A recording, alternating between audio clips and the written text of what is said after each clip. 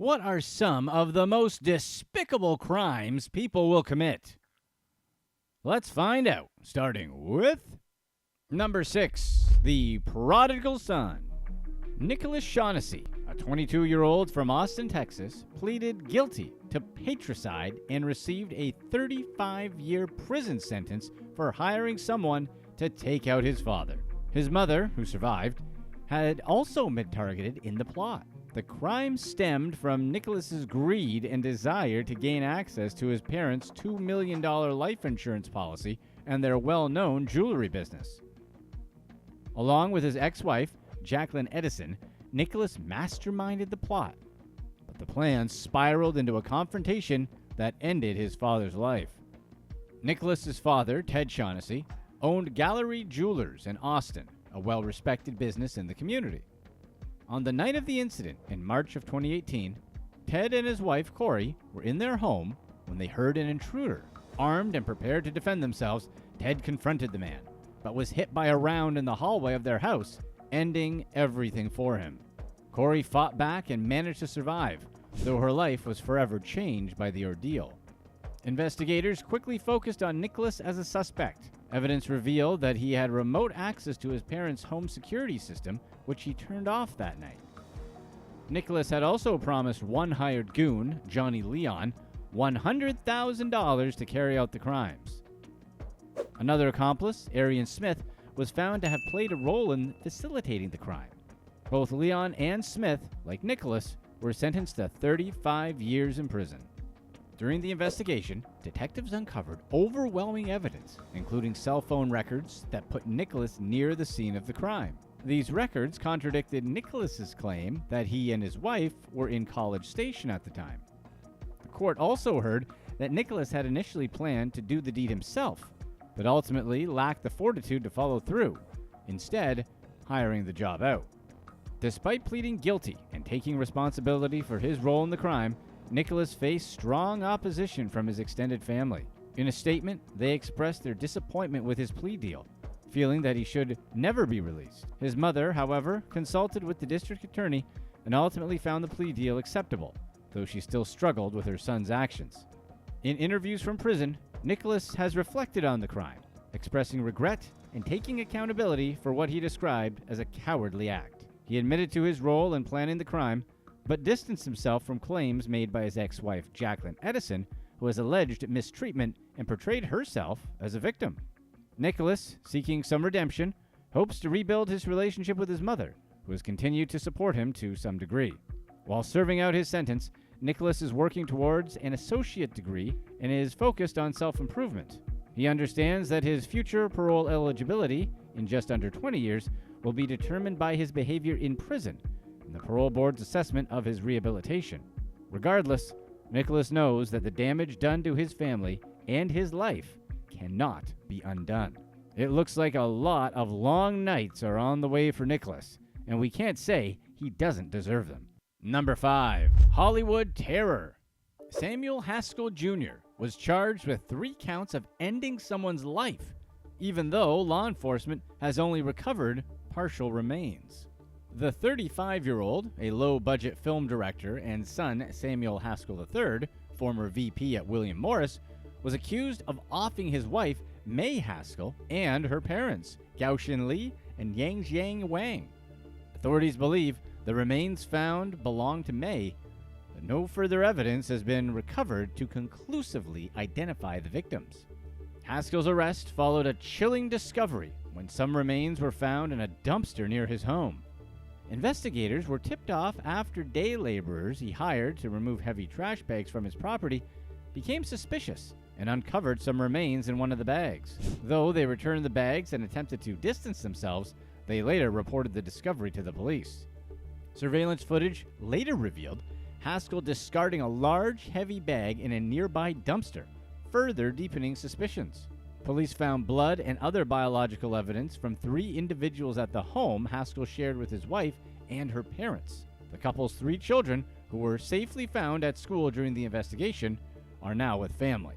Haskell, known in his neighborhood for an unusual obsession with weapons and a career in strange films, remains behind bars. His arraignment has been delayed, but he could face life in prison without parole if convicted. Investigators continue their search for more remains, although they acknowledge the difficulty of recovering them from local landfills where trash is rapidly buried. At the time of this report, Haskell has shown no sign of cooperating with authorities. He continues to plead not guilty to the charges. Haskell has been on watch since his arrest and concerns of self-harm, and has appeared in court shirtless, wearing a self-harm prevention garment, as his lawyer cited concerns about his mental health. His high-profile family remains silent as the tragic details of the case unravel. If he wanted to get away from his wife and her family that badly, divorce would have been a lot easier, right? His dad has more than enough money to make it happen. But obviously, this kid had a few wires loose, which is why the outcome is tragic and probably could have been avoided. Number 4. Swiping wrong. Sierra Insco, a 22-year-old from Mississippi, was sentenced to 40 years in prison for the tragic passing of Carson Sistrunk, a 24-year-old man she met online. Insco pleaded guilty to the crime, which occurred back in 2022, and she'll serve at least 35 years before becoming eligible for parole. Carson's body was found in an oil field a few days after he went missing, and authorities quickly linked his passing to Insco. Carson, known as a kind and humble individual who loved hunting and fishing, had met Insco online, and the two had planned to meet in person. After his disappearance, investigators found Insco driving Carson's truck, which quickly led to her arrest. Evidence of foul play was apparent, with a large amount of blood found in the vehicle. The case drew more attention to Insco's shady and troubled past. Insco was no stranger to manipulation. Friends and acquaintances described her as someone who regularly took advantage of others, often swindling money and stealing vehicles. She even faked a cancer diagnosis to live rent-free with someone for sympathy. These behaviors painted a clear picture of a manipulative and dangerous person. Carson's family and friends were devastated by the loss. His obituary described him as a loving son and a best friend to many. Those who knew him well spoke of his passion for outdoor activities, his warm personality, and his love for fishing with his father. His passing left a deep void in the lives of those close to him. The court case against Insco revealed even more about her lifestyle, including her activity on social media platforms and her tendency to deceive others. She portrayed herself as a carefree country girl, but lived a life with lies and betrayal. Even before meeting Carson, Insco had stolen vehicles and tricked people into giving her money, showing a clear pattern of deceit that ultimately led to this tragedy. Number 3. Bail and Betrayal. Joselito Martinez and Tanya Worster, both from Central Florida, were arrested and charged after exploiting at least 3 women over a 2-year period. According to investigators, the couple bonded the women out of jail and provided housing in exchange for forcing them into explicit acts for money. This illegal operation generated more than $300,000. Martinez and Worster controlled the victims through threats, forced tattoos, and other degrading acts. Investigators revealed that Martinez even used illegal substances to further manipulate the women. The couple's child was often present in the home where these activities took place, making the whole case just that much worse. The Metropolitan Bureau of Investigation believe there may be additional victims, as Martinez and Worster frequently sought out new individuals to exploit. Martinez and Worster also had previous run-ins with the law, having both served time for organized fraud in connection with an unrelated unemployment scam. After his trial, Joselito Martinez was sentenced to 55 years in prison, while Tanya Worster was charged with deriving support from the proceeds of a crime. The couple exploited 3 women and profited $300,000 from their forced adult work. Martinez controlled the victims through threats and branding, while Worster managed the financial side, making them a horrific duo. Investigators are still seeking additional victims who may not have come forward, and as of the release of this video, Worster remains in custody, awaiting further legal proceedings. It's weird to think that doing things like that made sense to these two, and makes us glad that they're going away for a long time. Seriously, what kind of people even think of a scam like this? Number 2. The Wedding Crashers. Manuel Gonzalez and Dulce Gonzalez were celebrating their wedding with close family and friends in the backyard of their St. Louis home when a tragic event unfolded. The couple had been together for over a decade and had 2 young children. The evening celebration turned into a nightmare when 2 armed masked men stormed into the gathering. Around 1 a.m., the men crashed the reception and demanded money from the guests, but didn't take anything. Instead, they turned their weapons on Manuel, discharging multiple rounds into him. The exact reason why the men discharged their weapons at Manuel isn't entirely clear. One theory from the bride's sister is that Manuel may have been reaching for his wallet to comply with their demands, and the men might have mistaken his action as a threat, possibly thinking he was going for a weapon himself. Whatever their reason, the men then fled the scene on foot, leaving the family in shock and horror. Manuel was rushed to the hospital in critical condition where he fought for his life. However, thankfully, there have been small signs of improvement, such as some hand movements. His family members, who are obviously still reeling from the event, described him as a devoted father and hard-working husband who didn't deserve such a fate. Authorities are continuing their investigation, but as of the release of this video, no arrests have been made. The bride's family are pleading with the community to come forward with any information or footage that could help identify the suspects. Despite the tragedy, the family expressed their gratitude for the overwhelming support they received from the community. A GoFundMe was set up to assist the family during this incredibly difficult time. As they wait for answers, the bride and her family continue to hold out hope for Manuel's recovery while fearing for their safety as the suspects remain at large.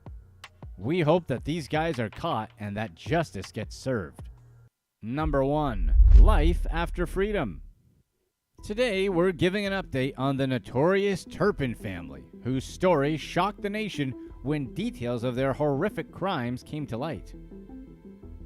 David and Louise Turpin, the California couple responsible for holding their 13 children captive in their own home, were both sentenced to 25 years to life.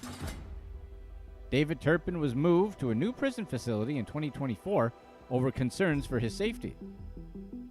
Prison officials haven't disclosed his exact location, but the fact that he actually had to be secretly transferred really shows just how high profile the nature of his case is. His wife Louise remains incarcerated at a women's facility in Chowchilla, California. While their movements are tracked, their children can request updates on where they're housed and when parole hearings will take place.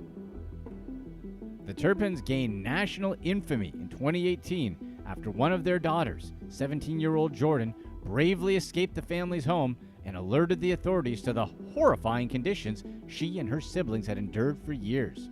Malnourished and shackled, the children ranged in age from 2 to 29, and many were so weak that even the adult siblings appeared much younger. Their rescue revealed years of mistreatment, including being denied food, hygiene, and basic medical care. Both David and Louise Turpin pleaded guilty in 2019 to a range of charges. Trial captivated the public, not only due to the shocking details of the case, but also the heartbreaking testimonies from the Turpin children. Several of them bravely shared their experiences in court, recounting the years of isolation and fear they faced. Despite their trauma, many of the children have tried to move forward with their lives. Jordan Turpin, who led the escape, has become somewhat of a social media figure, sharing her journey with hundreds of thousands of followers on TikTok. Meanwhile, her brother Joshua, now in his 30s, continues to battle nightmares stemming from his childhood, but has found strength in his recovery. He spoke in court about his journey and how he has forgiven his parents despite the years of suffering. Life for the Turpin children after their rescue hasn't been easy. The 6 youngest siblings, placed into foster care, faced further terrible treatment at the hands of their new caregivers. A lawsuit against Riverside County and ChildNet Youth and Family Services was filed in 2022, alleging neglect and mistreatment. This legal battle is still ongoing. The Turpins maintained an outward appearance of a happy, devoted family, even taking their children on family trips to Disneyland and renewing their vows in Las Vegas. However, these public displays mask the horrific reality behind closed doors. Social media photos showed the family in matching outfits at Disneyland, seemingly joyful, While back home, the children endured unimaginable torment. Though David and Louise Turpin's time in the public eye may be over, the scars they left on their children will probably be there forever. The court's decision to sentence them to 25 years to life means they'll serve at least 25 years in prison before they're eligible for parole.